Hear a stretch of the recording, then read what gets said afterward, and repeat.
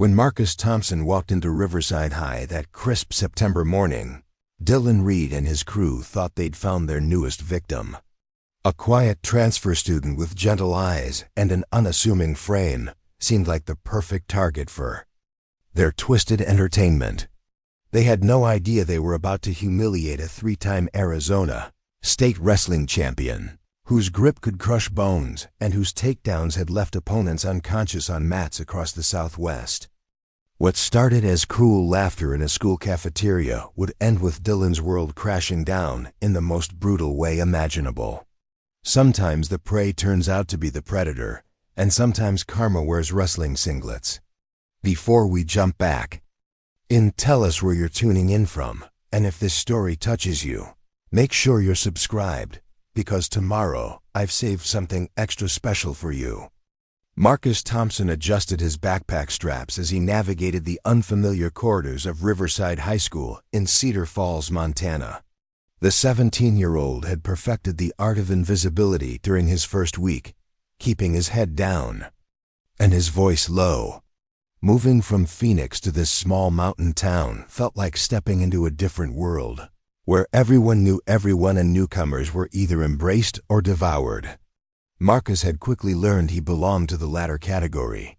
His lean frame and quiet demeanor made him appear fragile to those who didn't know better. Students would glance at his modest clothing from discount stores and assume he was just another kid from a struggling family trying to blend in. They saw his hesitation to speak up in class, his preference for eating lunch alone, and his tendency to avoid eye contact in the hallways. What they didn't see were the calluses on his knuckles from years of gripping wrestling mats, the strategic way he analyzed every room he entered, or the controlled breathing techniques he used to manage the fury that simmered just beneath his calm exterior. The Thompson family had relocated to Cedar Falls after Marcus's father, a military contractor, received a transfer to a nearby base. The move had been sudden, forcing Marcus to leave behind not just his friends, but his entire identity. In Phoenix, he had been a legend at Desert Ridge High, a three-time state champion who had colleges scouting him since freshman year. His opponents knew his name before they stepped onto the mat, and his teammates looked up to him as their undisputed leader. The wrestling room had been his sanctuary, a place where his quiet nature transformed into focused intensity that could break spirits and bodies with equal precision. But Cedar Falls was different. The town lived and breathed football, and their wrestling program had been relegated to a forgotten corner of the athletic department. Marcus had visited the dusty wrestling room once, finding outdated equipment and practice mats that looked like they hadn't been replaced since the 1990s. Coach Rodriguez, a former collegiate wrestler himself, had tried to recruit Marcus after seeing his transcripts, but Marcus had politely declined. He wasn't ready to rebuild his identity in a place that felt so foreign and hostile. The hostility came primarily from Dylan Reed, the golden boy of Riverside High whose father owned the largest construction company in 3 counties. Dylan commanded respect through a combination of athletic prowess, family wealth, and a charisma that made teachers and students alike overlook his darker tendencies. As the starting quarterback for a football team that had won 2 consecutive state championships, Dylan held court in the cafeteria every day, surrounded by his loyal crew of followers who hung on his every word. Tyler Brooks served as Dylan's right-hand man, a basketball player whose family had been in Cedar Falls for generations. Tyler possessed a cruel intelligence that made him particularly dangerous, often devising the psychological aspects of their bullying campaigns while Dylan provided the physical intimidation. Connor Mills was the muscle, a heavyset kid who had been held back a year and compensated for his academic struggles by throwing his weight around literally and figuratively. Jake Harrison rounded out the group as their digital chronicler, always ready with his phone to capture moments of humiliation that would later be shared across social media platforms. Marcus had managed to avoid their attention for exactly 7 days. He ate lunch in the library, took alternative routes between classes, and made himself as unremarkable as possible.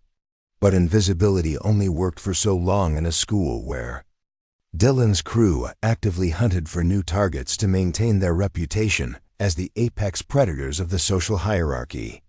The first sign of trouble came during second period English class when Marcus accidentally knocked over Tyler's water bottle while returning to his seat. The incident was genuinely accidental, but Tyler's reaction was swift and disproportionate. He grabbed Marcus by the shirt collar, pulling him close enough that Marcus could smell the energy drink on his breath. "Watch where you're going, new boy," Tyler whispered, his voice carrying a promise of future consequences. Mrs. Patterson intervened before the situation escalated, but the damage was done. Marcus had been marked. By lunch period, word had spread through Dylan's network that the quiet transfer student might be ready for initiation into their twisted games. Marcus sat alone at a corner table, methodically eating the sandwich his mother had packed while trying to ignore the whispers and glances from across the cafeteria. He could feel the tension building, the way predators circle their prey before striking. His wrestling instincts screamed at him to prepare for confrontation, but the rational part of his mind urged him to remain invisible just a little longer.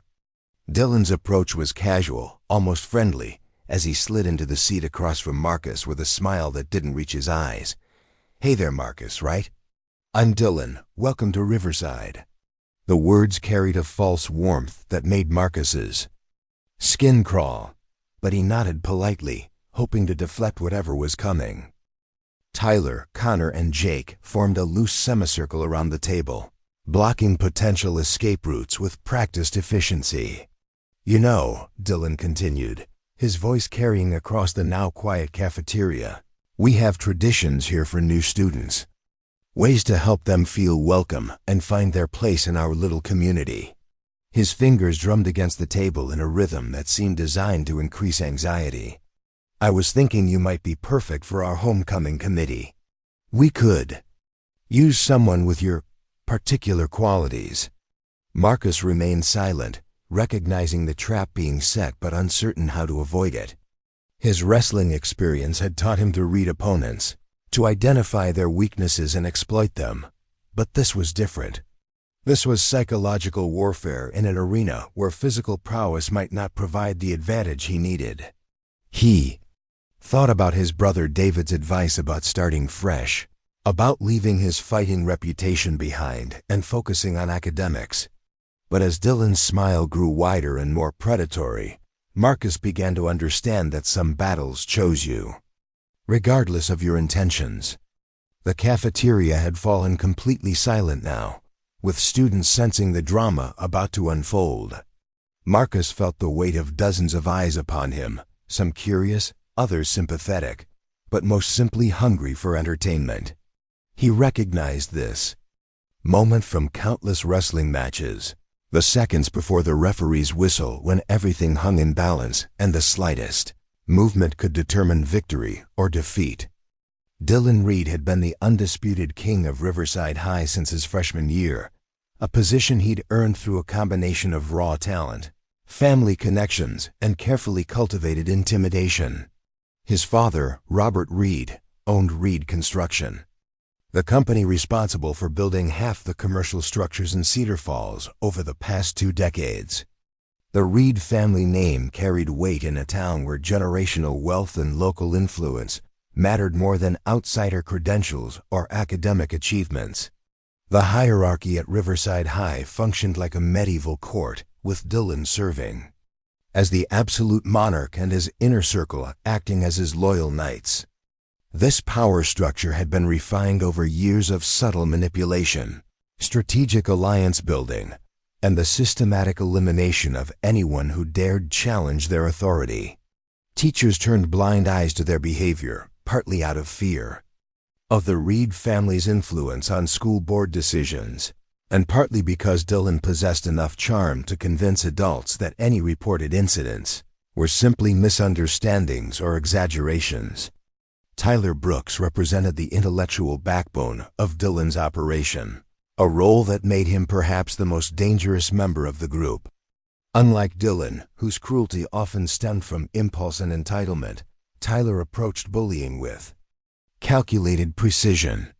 His family had owned Brooks Hardware for 4 generations, making them one of the founding families of Cedar Falls. This legacy status gave Tyler an understanding of how small-town politics worked, knowledge he used to identify which students were vulnerable and which were protected by family connections. He maintained detailed mental files on every student's social standing, family situation, and potential weaknesses that could be exploited when necessary. Connor Mills served as the group's enforcer, a role that suited his temperament perfectly. Having been held back in 8th grade due to academic struggles, Connor was physically larger and more developed than most of his classmates. His size advantage, combined with a hair-trigger temper and limited impulse control, made him an effective tool for physical intimidation. Connor's family situation was complicated. His mother worked double shifts at the local diner while his father remained largely absent, leaving Connor to fend for himself most evenings. This lack of supervision, combined with his academic frustrations, had created a young man who channeled his anger into violence and found purpose in Dylan's approval. Jake Harrison occupied the role of digital warfare specialist, documenting their activities and managing their online presence with the dedication of a professional social media manager. Jake's parents were both teachers at the elementary school, which should have made him more empathetic to academic struggles, but instead seemed to fuel his need to prove himself as tough and rebellious. He possessed an intuitive understanding of how information spread through teenage social networks, knowing exactly which platforms to use, which hashtags would gain traction, and how to frame incidents to maximize humiliation while minimizing adult intervention. His phone contained hundreds of videos and photos documenting their various campaigns against vulnerable students, a digital archive of cruelty that he treated as trophies. The cafeteria at Riverside High had been designed in the 1980s with the intention of fostering community and social interaction among students. Long rectangular tables arranged in neat rows encouraged group seating, while large windows along the eastern wall provided natural light that was supposed to create a warm, welcoming atmosphere. Instead, the space had evolved into a carefully mapped territory where social hierarchies were displayed and reinforced daily through seating arrangements, conversation volume, and subtle power plays. Dylan's table occupied the prime real estate near the windows, positioned so that he could observe the entire cafeteria while remaining clearly visible to anyone who entered. The location was strategic, allowing his group to monitor potential threats, identify new targets, and maintain their image as the dominant force in the room. Surrounding tables were occupied by students who existed in their orbit, athletes and popular kids who weren't quite inner circle material, but served as a buffer zone between Dylan's crew and the general population. The middle section of the cafeteria housed the majority of students, those who navigated the social landscape by maintaining low profiles and avoiding attention from either end of the hierarchy. These students had learned to keep their voices down, their movements measured, and their interactions carefully neutral.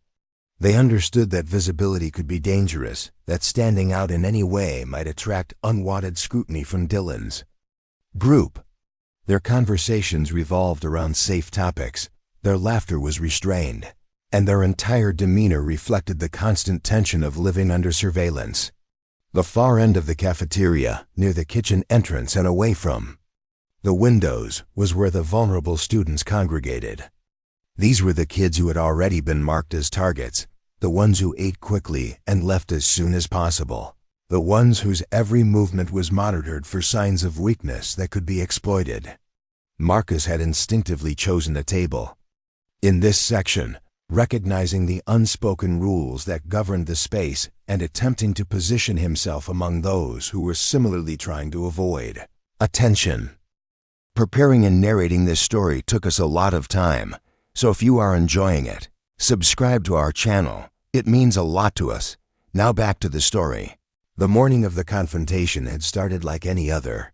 Tuesday at Riverside High, Dylan had arrived early for football practice, leading his teammates through conditioning drills that reinforced both their physical capabilities and their mental toughness. Coach Williams, a former college player himself, had always emphasized that football was as much about intimidation as it was about athletic skill. The team's success depended on their ability to project dominance both on the field and throughout the school, creating an atmosphere where their authority was never questioned. After practice, Dylan had held court in the locker room, discussing weekend plans and identifying potential entertainment for the upcoming days. The conversation had naturally turned to Marcus, the new student who had been quietly trying to blend into the background for over a week. Tyler had provided intelligence gathered from his network of informants, students who traded gossip and observations for protection from bullying. According to Tyler's sources, Marcus was from Arizona, lived in the cheaper part of town, and seemed to have no friends or social connections that might complicate their plans. The decision to target Marcus hadn't been made impulsively. Dylan's group operated with the efficiency of a well-organized criminal enterprise, carefully selecting their victims based on multiple factors including social isolation, family situation, physical appearance, and perceived ability to fight back. Marcus had checked all the boxes that indicated he would be an ideal target: new to the school, quiet and non-confrontational, modestly dressed, and apparently lacking any protective relationships with established students or influential families. As the morning progressed, Dylan's anticipation had grown. The thrill of the hunt was one of his favorite aspects of the bullying process, the period of observation and planning that preceded the actual confrontation. He had studied Marcus during previous classes, noting his tendency to avoid eye contact, his preference for seats near the back of the room, and his habit of leaving classrooms quickly when periods ended. These behaviors suggested someone who was already afraid, someone who understood his place in the social hierarchy and was trying to minimize his exposure to potential threats. The cafeteria confrontation had been planned during fourth period study hall when Dylan's group had gathered in the library's back corner to finalize their strategy. Tyler had suggested psychological intimidation first, probing Marcus's responses to determine how far they could push before encountering real resistance. Connor had advocated for immediate physical confrontation, arguing that a quick demonstration of their power would be more efficient than prolonged psychological warfare. Jake had focused on the documentation aspects, discussing camera angles and social media strategies that would maximize the impact of whatever they decided to do. Dylan had ultimately decided on a graduated approach, beginning with seemingly friendly conversation that would gradually escalate into more obvious intimidation. This technique had proven effective with previous targets, allowing them to maintain plausible deniability, while steadily increasing pressure until their victim either submitted completely or provided them with an excuse for more aggressive action. The key was to make the target feel increasingly uncomfortable while maintaining the appearance of casual social interaction. The moment Dylan had approached Marcus's table, he had felt the familiar rush of power that came with knowing he controlled the situation completely.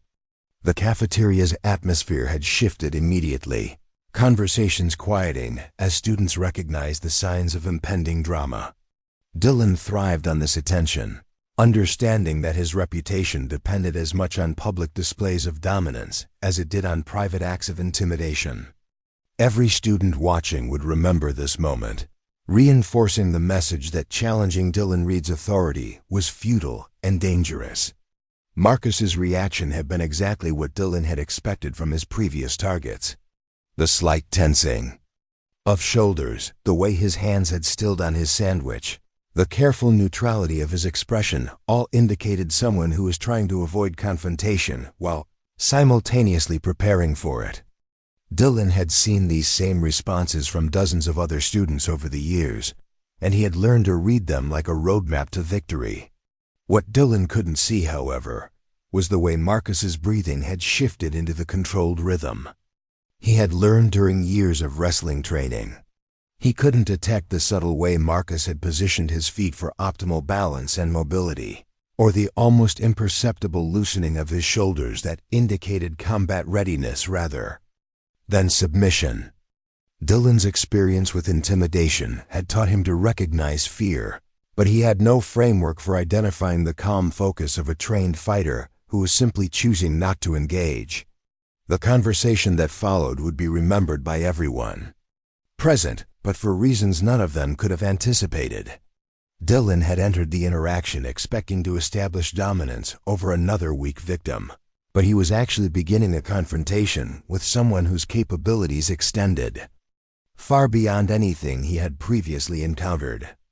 The quiet new student from Arizona was about to teach Riverside High a lesson about the difference between appearing weak and actually being vulnerable. Dylan's seemingly friendly introduction masked a predatory assessment that had become second nature to him over years of identifying and exploiting weakness. His casual lean against the table, arms crossed in a deceptively relaxed posture, was actually a calculated display designed to establish physical dominance while maintaining the veneer of social interaction. The smile that played across his features never reached his eyes, which remained cold and calculating as they studied Marcus for any sign of the fear or submission he'd grown accustomed to seeing in his targets. "You know, Marcus," Dylan continued, his voice carrying just loud enough for surrounding tables to hear, "I've been watching you since you got here. Quiet guy, keeps to himself, doesn't really talk to anyone. That's interesting to me." He paused deliberately, allowing the weight of his words to settle while his crew positioned themselves with practiced efficiency. Tyler had moved a block, the most direct path to the cafeteria exit, while Connor's bulk cast a shadow over the table from behind Dylan. Jake had his phone ready, though he kept it positioned casually as if he were simply checking messages. The initial probing was subtle but unmistakable to anyone familiar with Dylan's methods. Comments about Marcus's clothing, delivered with mock concern about whether he was settling in okay financially. Observations about his eating habits, framed as friendly advice about the better lunch options available for students who could afford them. Questions about his family situation, posed as innocent curiosity about what had brought them to Cedar Falls. Each seemingly innocent inquiry was actually gathering intelligence while simultaneously establishing Marcus's inferior position in the social hierarchy. Marcus recognized the technique immediately, though from a different context entirely. Wrestling coaches used similar psychological pressure during training, probing for mental weaknesses that opponents might exploit during competition. The difference was that in wrestling, such tactics were employed to build mental toughness and competitive resilience. Here, they were being used purely for destructive purposes, to break down his confidence and establish dominance through humiliation. The escalation began when Marcus failed to respond with the appropriate level of deference that Dylan expected. Instead of the nervous laughter, stammered responses, or obvious discomfort that typically characterized his victims' reactions, Marcus simply continued eating his lunch with deliberate calm. His responses when they came were brief and non-committal, offering no ammunition for further attack, while simultaneously refusing to acknowledge Dylan's superior position. This lack of visible reaction frustrated Dylan more than outright defiance would have. Defiance could be met with overwhelming force, crushed publicly to reinforce his dominance. But this quiet resistance, this apparent indifference to his presence and status, represented a more subtle challenge to his authority. It suggested that Marcus either didn't understand or didn't respect the established order, both of which were unacceptable in Dylan's worldview. Tyler recognized the signs of Dylan's growing irritation and smoothly inserted himself into the conversation, adding his own brand of intellectual cruelty to the mix. "You know what I find fascinating about transfer students," he said, his tone academic and measured, "is how they always think they can just slide into a new environment without understanding the existing social structures. It's like anthropology in action, watching someone try to navigate a culture they don't comprehend. The insult was sophisticated, delivered with the kind of vocabulary and analytical framework that made it difficult for adults to identify as bullying while still being unmistakably condescending to its target. Tyler excelled at this form of psychological warfare, using his intelligence as a weapon to make victims feel not just powerless, but intellectually inferior as well. Connor's contribution was more direct, his voice carrying the barely contained aggression that made him effective as an enforcer. Yeah, and some of these transfer kids think they're hot stuff from wherever they came from, but they don't realize things work different here. Sometimes they need help understanding their place. The threat was implicit but clear, his physical presence adding weight to words that might otherwise be dismissed as empty posturing. Jake remained focused on his documentation duties, capturing the interaction from multiple angles while maintaining the appearance of casual phone use. He had become expert at recording confrontations in ways that appeared incidental, creating plausible deniability while ensuring that the most humiliating moments would be preserved for later distribution. His understanding of social media dynamics meant he knew exactly which clips would generate the most engagement and cause the maximum damage to his targets' reputations. The psychological pressure continued to build as other students began to take notice of the confrontation. Conversations at nearby tables had stopped entirely, replaced by the kind of charged silence that preceded significant social events. Some students watched with obvious fascination, hungry for drama that would provide entertainment and gossip material for days to come. Others looked on with sympathetic concern, recognizing Marcus's situation but lacking either the courage or social standing necessary to intervene. Sarah Chun, a junior who had been one of Dylan's targets earlier in the year, watched the scene unfold with growing anxiety. She remembered her own experience with his crew, the systematic campaign of humiliation that had driven her to eat lunch in empty classrooms for weeks until they moved on to easier targets. She wanted to help Marcus, but she also understood that any attempt to intervene would likely result in renewed attention to herself, attention she had worked hard to avoid since her own ordeal. Mrs. Patterson, the English teacher who supervised lunch duty, was positioned at the far end of the cafeteria, dealing with a spilled drink incident. Her attention was focused on cleanup efforts, and the distance combined with the normal cafeteria noise meant she was unaware of the brewing confrontation. Even if she had noticed, the subtle nature of the initial bullying made it difficult to identify as problematic behavior without understanding the full context and Dylan's reputation. The moment when the harassment shifted from psychological to physical came when Marcus finally looked directly at Dylan, meeting his gaze with steady eyes that showed neither fear nor submission.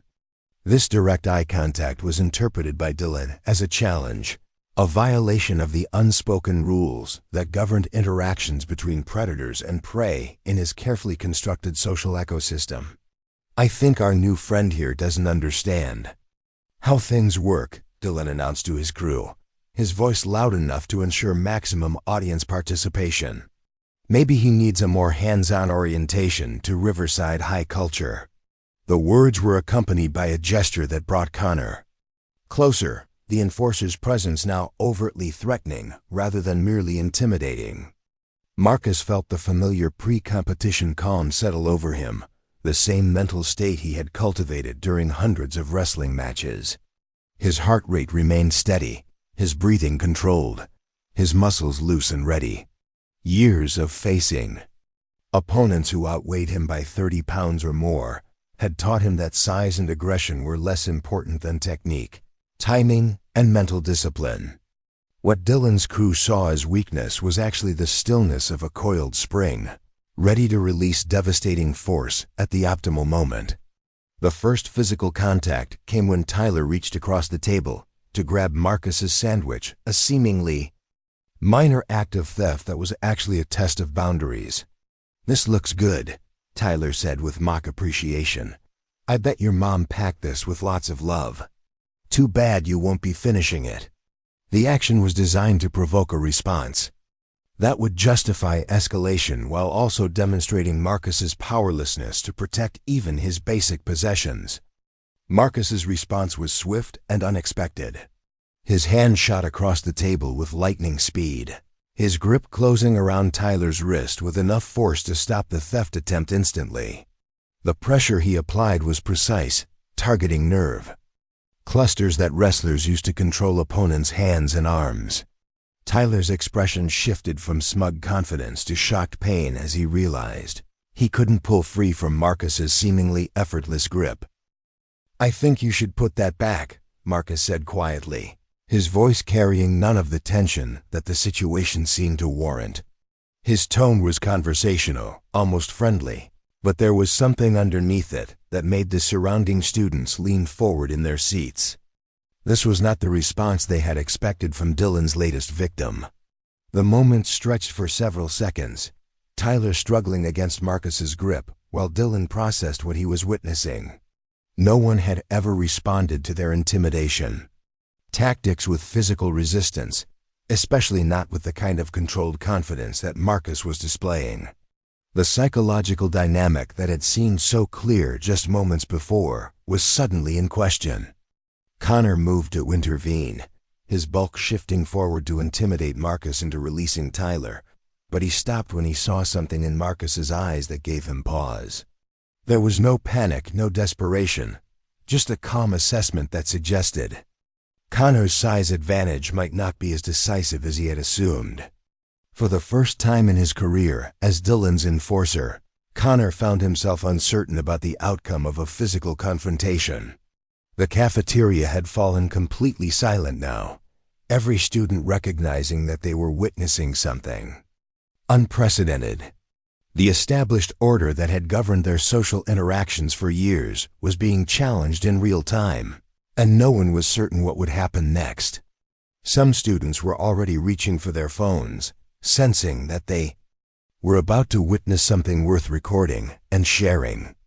The grip Marcus maintained on Tyler's wrist had become a focal point for the entire cafeteria, a physical manifestation of a power struggle that no one had anticipated. Tyler's face had begun to redden as he attempted to wrench his arm free, using his entire body weight in an effort to break Marcus's hold. The harder he pulled, the more obvious it became that Marcus was controlling the situation with minimal effort, his fingers positioned with surgical precision against pressure, points that made resistance increasingly painful. Dylan's carefully constructed worldview began to crack as he witnessed his intellectual lieutenant being dominated by someone who was supposed to be their victim. The social mathematics that had always worked in his favor suddenly seemed unreliable. The assumed equations of power and submission no longer producing predictable results.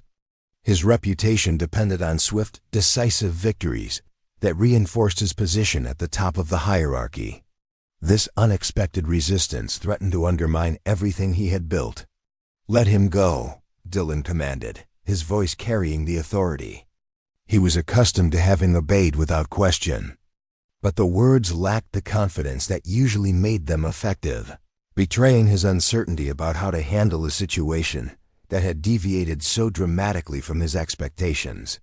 For the first time in his high school career, Dylan found himself questioning whether his usual tactics would be sufficient to maintain control. Marcus turned his attention to Dylan without releasing Tyler's wrist, his expression remaining neutral despite the obvious tension in the room.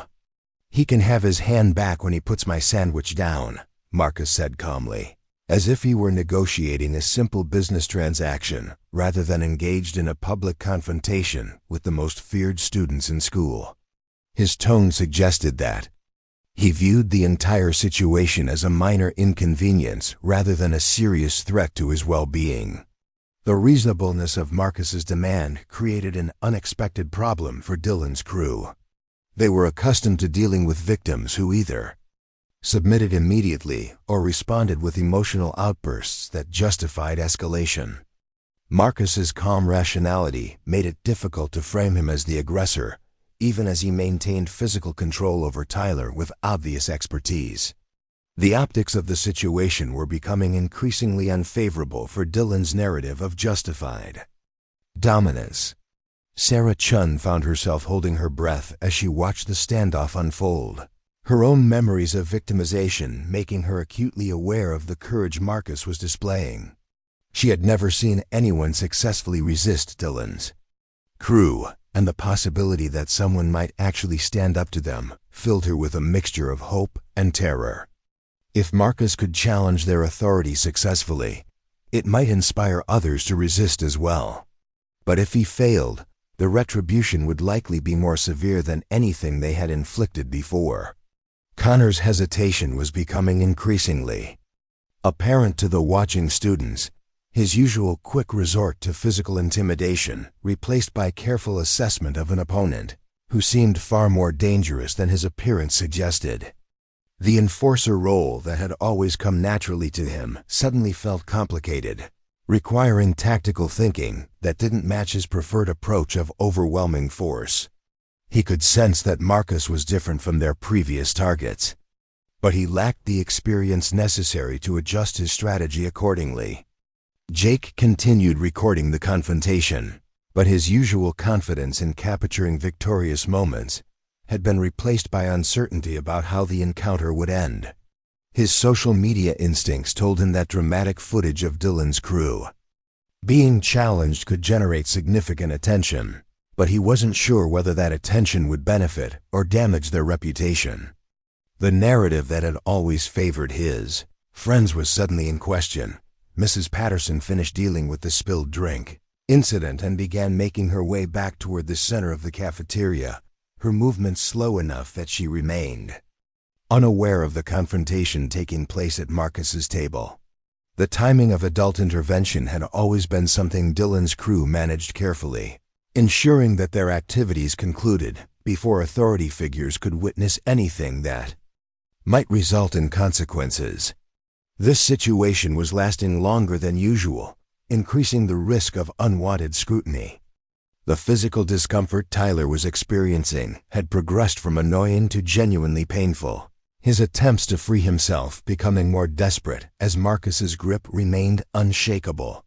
Wrestling training had taught Marcus exactly how much pressure to apply to control an opponent without causing permanent damage, a skill that served him well in maintaining dominance while avoiding the kind of obvious injury that might attract immediate adult attention. "This is ridiculous," Tyler gasped, his academic vocabulary failing him as physical discomfort overwhelmed his usual intellectual composure. "You're making a huge mistake. Do you have any idea who we are? What we can do to you?" The threats that usually worked so effectively now sounded hollow, delivered by someone who was clearly not in control of the situation despite his desperate attempts to project authority. Marcus's response demonstrated a level of tactical awareness that surprised even him. "I know exactly who you are," he said quietly, his voice carrying just far enough to be heard by nearby students, without reaching Mrs. Patterson's position. "You're bullies who pick on people you think can't fight back. But you made an error in judgment."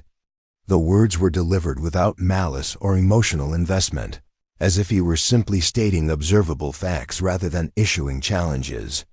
The accuracy of Marcus's assessment struck Dylan like a physical blow, forcing him to confront the reality of what his crew actually represented rather than the heroic narrative he had constructed to justify their behavior. They weren't natural leaders maintaining order through justified authority. They were predators who had created a system of fear to serve their own psychological needs. This recognition was deeply unsettling, challenging fundamental assumptions about his identity and purpose. The surrounding students began to whisper among themselves, their conversations creating a low buzz of excitement and speculation that threatened to attract adult attention. Some were openly rooting for Marcus, quietly voicing support for anyone brave enough to challenge Dylan's authority. Others remained loyal to the established order, certain that any resistance would ultimately be crushed and that Marcus was simply delaying his inevitable defeat. Dylan realized that the situation had progressed beyond the point where his usual Tactics could be effective. Direct physical confrontation in the cafeteria would certainly attract Mrs. Patterson's attention, potentially resulting in suspension or other consequences that would damage his carefully maintained image with school administrators. But allowing Marcus to maintain control of the encounter would represent an even greater threat to his reputation and future ability to dominate other students. "Fine," Dylan said finally, his voice tight with suppressed anger. "Tyler, put the sandwich back. We can settle this properly later, somewhere more private." The concession was tactical rather than genuine, a strategic retreat designed to preserve options for future action while minimizing immediate damage to his public image. But everyone present understood that backing down represented a significant defeat for someone who had never been forced to compromise before. Tyler immediately dropped the sandwich when Marcus released his wrist, rubbing the affected area while trying to hide the obvious relief he felt at being freed from the painful grip. The red marks on his skin would serve as a visible reminder of the encounter for several hours, physical evidence that Dylan's crew was not as invincible as they had appeared. His usual intellectual confidence had been shaken by the experience of being physically dominated so easily. Marcus calmly picked up his sandwich and took another bite, as if the entire confrontation had been a minor interruption to his lunch rather than a significant challenge to the school's established power structure. His demeanor suggested that he viewed Dylan's tactical retreat as a natural conclusion to a brief misunderstanding rather than a victory worth celebrating. This casual dismissal of their authority was perhaps more insulting than any direct challenge could have been. The cafeteria slowly began to return to normal conversation levels as Dylan's crew withdrew to their usual table, but the underlying atmosphere had changed fundamentally. Students who had witnessed the encounter looked at both Marcus and Dylan's group with new eyes, reassessing relationships and possibilities that had seemed fixed just minutes before. The social order that had governed Riverside High for years had been publicly questioned for the first time. Dylan spent the remainder of lunch period plotting his response, his mind racing through options that would allow him to reassert his dominance while avoiding the kind of direct confrontation that had just proven problematic. The encounter had revealed capabilities in Marcus that would require different tactics, more careful planning, and possibly the involvement of additional resources beyond his immediate crew.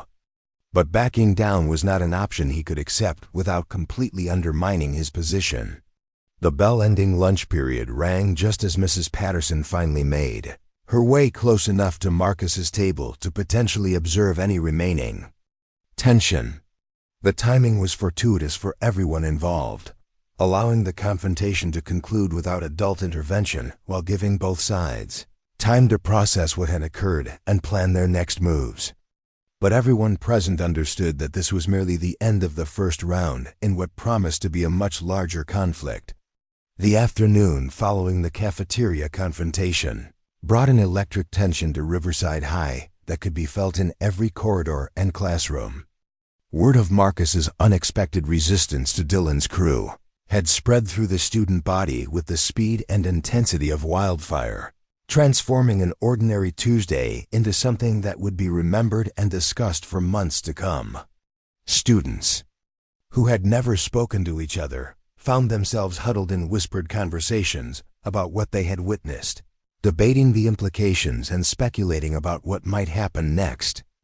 Dylan Reed spent his afternoon classes in a state of barely controlled fury, his usual confidence replaced by a burning need to reassert his dominance before his reputation suffered irreparable damage. The looks he received from other students had changed subtly but significantly. Where once there had been automatic deference and barely concealed fear, now there were curious glances and speculative expressions that suggested his authority was no longer taken for granted.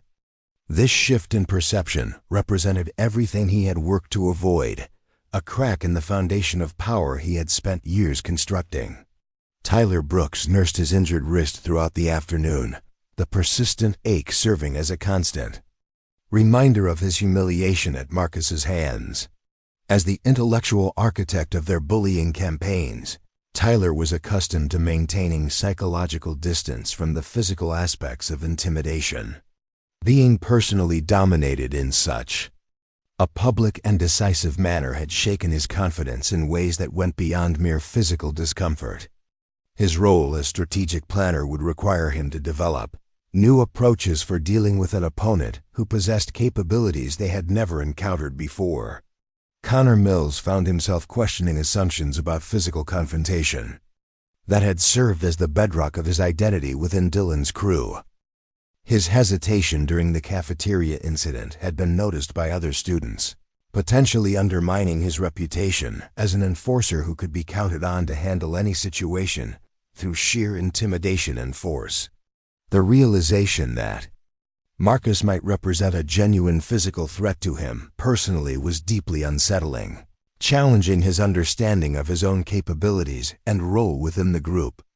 Jake Harrison reviewed the footage he had captured during the confrontation, analyzing the encounter frame by frame in an attempt to understand how the dynamics had shifted so dramatically in Marcus's favor. His expertise in social media manipulation told him that the video could be edited to present different narratives, depending on which moments were emphasized, but the raw footage made it difficult to frame Marcus as anything other than someone who had successfully defended himself against aggression. This presented complications for their usual strategy of using digital documentation to reinforce their dominance. Marcus himself moved through his afternoon classes with the same quiet demeanor he had maintained since arriving at Riverside High, showing no outward signs that anything significant had occurred during lunch. His apparent indifference to the confrontation and its aftermath was perhaps more unnerving to Dylan's crew than any aggressive posturing would have been. It suggested a level of confidence and self-control that indicated the cafeteria incident had been handled with minimal effort, leaving substantial reserves of capability in reserve for future encounters. Sarah Chun spent her afternoon wrestling with conflicting emotions as she processed what she had witnessed. Marcus's successful resistance to Dylan's intimidation tactics had awakened possibilities she had thought were permanently closed to students like herself. For the first time since her own victimization, she began to consider whether the established social order at Riverside High might be changeable rather than fixed. But hope was tempered by fear of what Dylan might do to reassert his authority, and concern for what Marcus might face as a result of his defiance. The planning session that Dylan convened after school took place in the abandoned equipment shed behind the football field, a location that provided privacy for discussions that required complete secrecy. The deteriorating wooden structure had served as their headquarters for sensitive conversations since sophomore year, its isolation ensuring that their strategies and decisions remained known only to the inner circle. Today's meeting carried greater urgency than any they had held before, addressing a threat to their authority that went beyond anything they had previously encountered. "We underestimated him," Tyler admitted as the four friends gathered in the dim light filtering through dirty windows. His response wasn't typical victim behavior. He demonstrated training, probably martial arts or something similar. "We need to adjust our approach accordingly." The intellectual honesty that made Tyler valuable as a strategist also forced him to acknowledge their tactical failures, even when doing so was personally humiliating. Connor's contribution reflected his growing uncertainty about physical confrontation with Marcus. "Did you see how he grabbed Tyler's wrist? That wasn't lucky or desperate. He knew exactly what he was doing, where to apply pressure to control the situation. I've never seen anything like it from a kid our age." The admission represented a significant departure from Connor's usual confidence in his ability to handle any physical challenge through superior size and aggression. Jake's analysis focused on the broader implications for their reputation and social media presence. The video is already starting to circulate. Kids are sharing it with captions that make us look weak. If we don't respond definitively, other students might start thinking they can challenge us too. we could be looking at a complete breakdown of the respect we've built. His understanding of teenage social dynamics told him that perception often mattered more than reality in maintaining social control. Dylan listened to his friend's assessments while formulating a response that would re-establish their dominance without repeating the tactical errors that had led to their public embarrassment.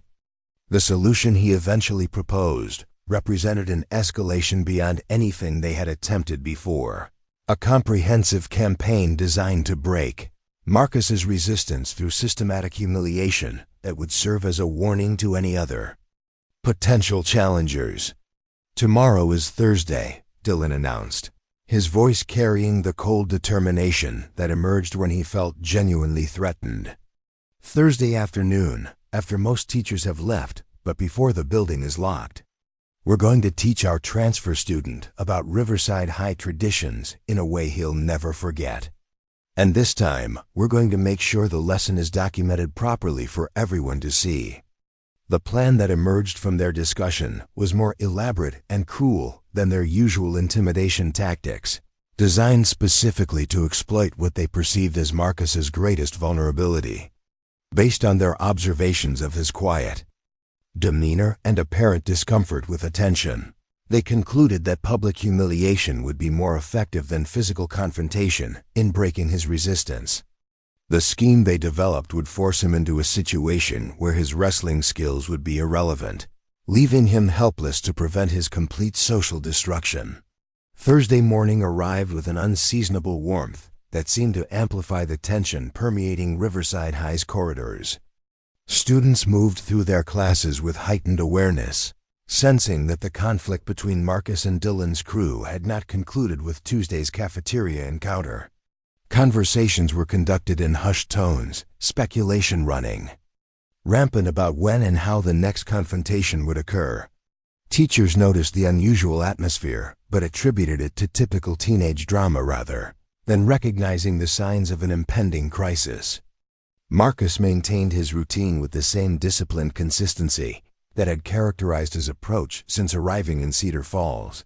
His morning classes proceeded normally, his interactions with teachers and classmates showing no indication that he was aware of or concerned about the plans being made against him.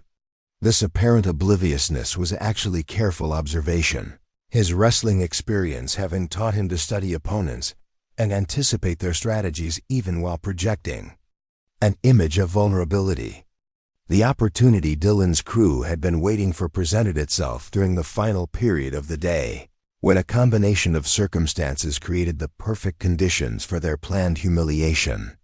A fire drill had disrupted the normal schedule, leaving the building partially empty as teachers dealt with administrative requirements and many students departed early for various activities. The timing meant that their target would be isolated with minimal chance of adult intervention or student witnesses who might complicate their plans. Marcus was gathering his belongings from his locker when Dylan's crew approached with coordinated precision, their movements indicating careful advance planning rather than spontaneous confrontation. Tyler and Connor positioned themselves to block potential escape routes, while Jake prepared his phone to capture the encounter from the optimal angle. Dylan's approach was casual but purposeful, his expression carrying the confident anticipation of someone who believed victory was assured. "Hey Marcus," Dylan called out in a tone that mimicked friendliness while carrying unmistakable menace. "We've been thinking about our conversation yesterday, and we realized we didn't properly welcome you to Riverside High. We'd like to fix that oversight by introducing you to one of our most beloved traditions." The words were delivered with theatrical formality that suggested a rehearsed presentation rather than spontaneous interaction. The tradition Dylan referenced was actually a cruel hazing ritual that his crew had invented specifically for this encounter, designed to maximize humiliation while providing plausible deniability if questioned by authorities. Their research into Marcus's background had revealed his wrestling experience, leading them to conclude that challenging his masculinity through forced feminization would be the most effective way to break his psychological resistance. The plan involved forcing him to wear women's clothing and performing degrading acts while being filmed for later distribution throughout the school. All new male students participate in our gender appreciation ceremony, Tyler explained with mock academic seriousness, producing a bag containing items they had selected specifically for this purpose. It helps build empathy and understanding between the sexes, which is very important in today's progressive educational environment. The pseudo-intellectual justification was designed to make their actions seem motivated by social consciousness, rather than malicious intent. The clothing they had brought represented the most stereotypically feminine items they could find: a bright pink cheerleader outfit complete with pom-poms, high-heeled shoes that would make movement difficult, and an elaborate blonde wig that would complete the humiliating transformation. Their plan involved forcing Marcus to change into these items while being filmed, then parading him through the remaining populated areas of the school before posting the footage across multiple social media platforms. Marcus's response to their proposal was not what they had anticipated. Instead of the shock, fear, or desperate attempts at negotiation they expected, he simply closed his locker and turned to face them with the same calm expression he had maintained during their previous encounter. "That's an interesting tradition," he said thoughtfully, as if seriously considering their offer. "But I think I'll have to decline your invitation." The quiet refusal, delivered without emotion or apparent concern for the consequences, struck Dylan's crew as either incredibly brave or completely foolish. They had expected that the threat of sexual humiliation would be sufficient to ensure compliance, that Marcus would choose to submit rather than face the social destruction that would result from their planned documentation. His calm rejection suggested either ignorance of what they were capable of or confidence in his ability to prevent them from carrying out their threats. "I don't think you understand," Connor interjected, his voice carrying the implicit threat of physical force that had always been effective in ensuring cooperation from reluctant targets. "This isn't really optional. All new students participate, whether they want to or not. It's just easier if you cooperate willingly." His positioning and body language reinforced the message that resistance would result in physical consequences beyond mere humiliation. Jake began recording as Dylan produced a small bottle from his backpack, holding it where Marcus could see the label clearly. "This is super glue," Dylan announced with theatrical emphasis. "If you don't cooperate voluntarily, we'll have to help you get dressed for the ceremony. And once we apply this to make sure your new outfit stays in place, you'll be wearing it for several days while we wait for a solvent strong enough to remove it safely." The threat represented an escalation beyond anything Dylan's crew had attempted before, moving from temporary humiliation to potential physical harm that could result in serious consequences if discovered by authorities. The super glue would indeed make removal of the clothing difficult and potentially dangerous, requiring medical intervention that would necessitate explaining the circumstances to parents and school officials. This level of risk indicated their desperation to reassert dominance over a situation that had spiraled beyond their control.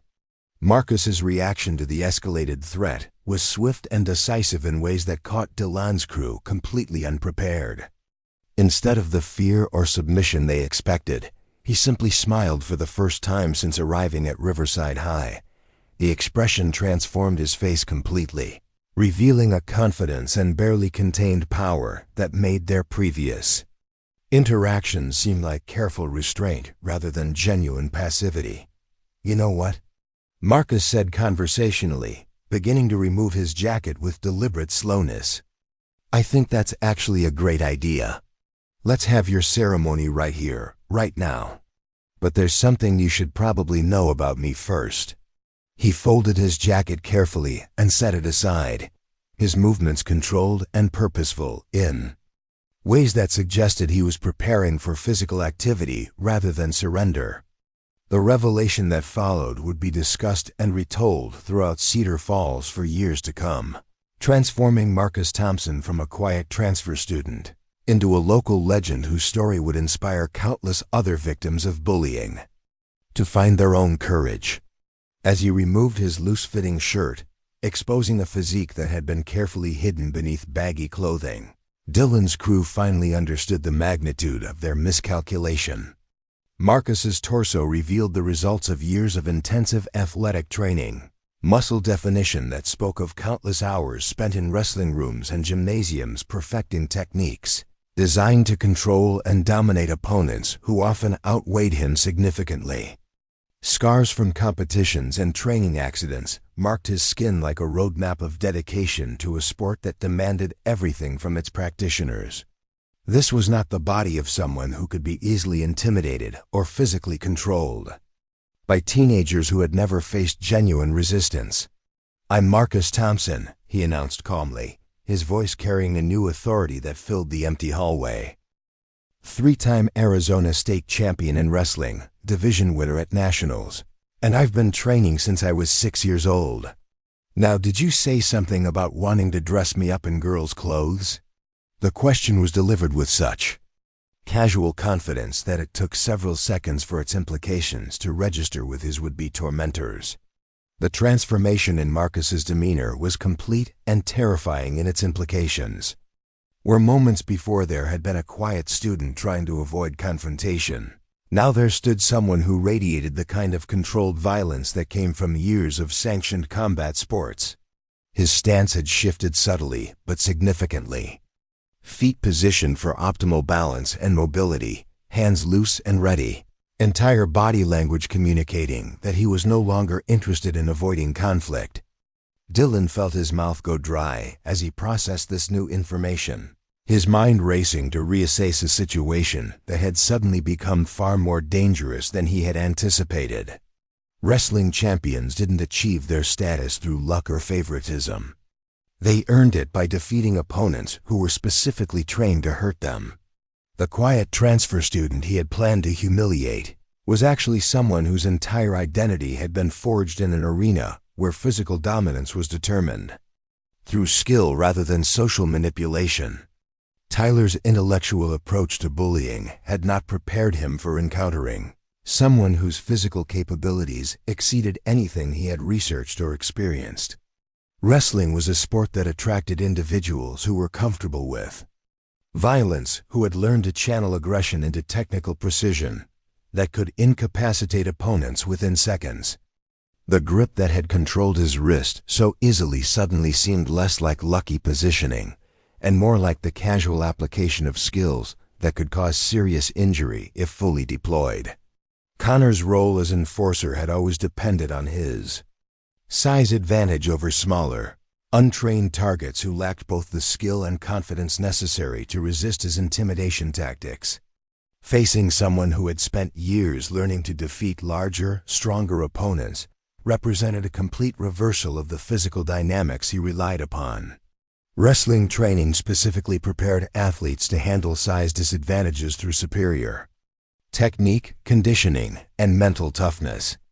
Jake's phone remained pointed at the scene, but his usual confidence in capturing victorious footage had been replaced by uncertainty about whether he should continue recording what might become evidence of his friend's complete humiliation. The narrative that had seemed so clear just minutes before had been entirely rewritten by Marcus's revelation, transforming what should have been easy prey into an apex predator who had been concealing his true nature. "Here's what's going to happen," Marcus continued, his voice remaining conversational despite the obviously changed dynamics. "You're going to put that bag of clothes back wherever you got it. You're going to delete any video footage you've taken of me, and you're going to find new hobbies that don't involve bothering people who just want to be left alone." Does that sound reasonable to everyone? The reasonable tone made the ultimatum somehow more threatening than any angry shouting would have been, suggesting someone who was completely comfortable with whatever consequences might follow from non-compliance. Dylan's crew found themselves in the unprecedented position of being given terms by someone they had intended to victimize, terms that came with implicit promises of physical consequences that none of them were prepared to face. The standoff that followed stretched for nearly a minute, with both sides assessing their options and calculating potential outcomes. Dylan's crew was discovering that their usual tactics were completely ineffective against someone who possessed both the skills and confidence necessary to turn their aggression against them. Marcus was demonstrating the kind of calm control that came from years of facing opponents in environments where hesitation could result in serious injury. The resolution came when Mrs. Patterson's voice echoed through the hallway, calling out that the building would be locked soon and all students needed to leave immediately. The interruption provided Dylan's crew with an excuse to retreat without completely losing face, though everyone present understood that the encounter had ended with Marcus firmly in control of the situation. "This isn't over," Dylan muttered, as his crew began to withdraw, but the words lacked the conviction that had characterized his previous threats. The revelation of Marcus's true capabilities had fundamentally altered the power dynamic between them, making future confrontations far more risky for the supposed aggressors than for their intended victim. Marcus simply nodded acknowledgement and began putting his shirt back on, as if the entire encounter had been a minor inconvenience rather than a potential turning point in the social order of Riverside High. His casual dismissal of their retreat was perhaps more insulting than any verbal response could have been, suggesting that he viewed them as so little threat that their departure was barely worth noting. The aftermath of the failed humiliation attempt would reverberate through Riverside High for the remainder of the school year and beyond.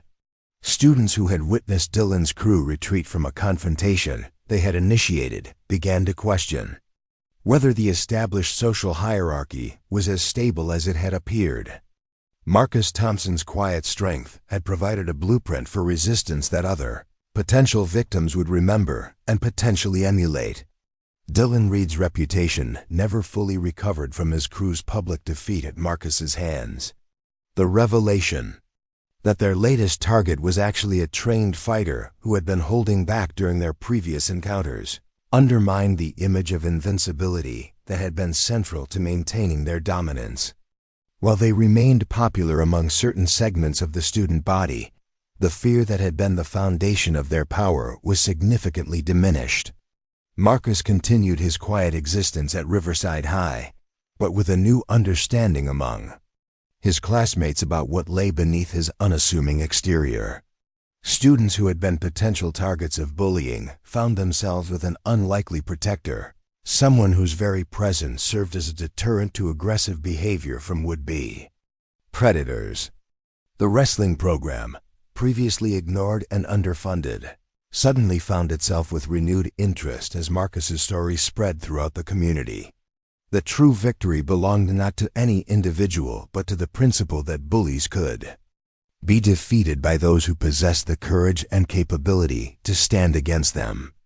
Marcus Thompson had shown that quiet strength could triumph over loud aggression, that training and discipline could overcome size and intimidation, and that sometimes the best response to unreasonable demands was simply to refuse to be reasonable. In return, up next, you've got two more standout stories right on your screen. If this one hit the mark, you won't want to pass these up. Just click and check them out.